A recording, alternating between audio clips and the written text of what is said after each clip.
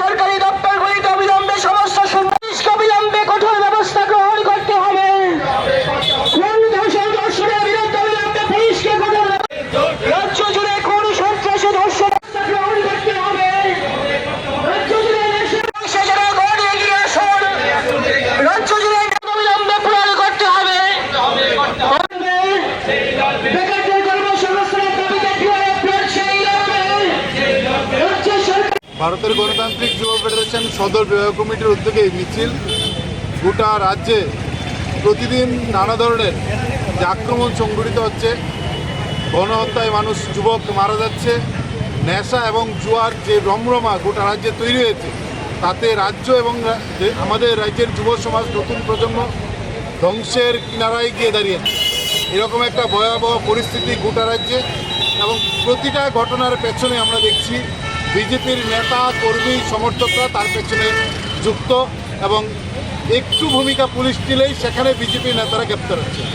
আর এই যখন পরিস্থিতি, তার উল্টো দিকে আমরা দেখছি রাজ্যের সরকার সরকারি কর্মসংস্থানের সমস্ত দরজা বন্ধ করে দিচ্ছে। আর তার সঙ্গে যারা যুক্ত করেছেন, যেখানেই সুযোগ তৈরি হচ্ছে চাকরি দেওয়ার জন্য ইন্টারভিউ কল করছেন, নোটিফিকেশন জারি করছেন, সেখানে রাজ্যের ছেলেরা যেন চাকরি না পায়, বহিরাজ্যের যুবকদের চাকরির সুযোগ করে দেওয়ার জন্য নতুন রাস্তা সেখানে তৈরি করেছেন।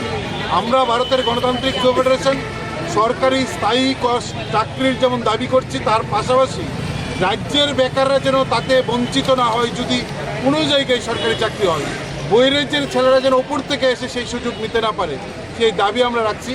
আর নেশা জোয়ার যে রমরমা তৈরি করে দিয়েছেন বিজেপির নেতৃত্বে, এবং তার প্রতিটার পেছনে যে বিজেপি যুক্ত, সেখান থেকে এই রাজ্যকে বাঁচানোর জন্য, নতুন প্রজন্ম যুব সমাজকে বাঁচানোর জন্য স্কুল কলেজের আশেপাশে যেভাবে ব্যবসা তৈরি করে দিয়েছেন, সেখান থেকে রাজ্যকে বাঁচানোর জন্য আমরা রাজ্য সরকারের কাছে দাবি করছি, এবং এই দাবিতেই আমরা মিছিল করছি। আমরা পুলিশের কাছে দাবি করব।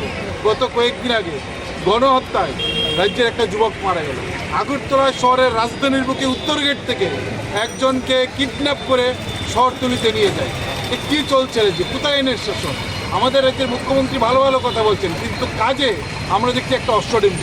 আমরা চাই মুখ্যমন্ত্রী যা বক্তৃতা করছেন তা যদি রাজ্যের বাস্তবায়ন করতো, তাতে রাজ্যের মানুষের লাভ হতো, রাজ্যের লাভ হতো।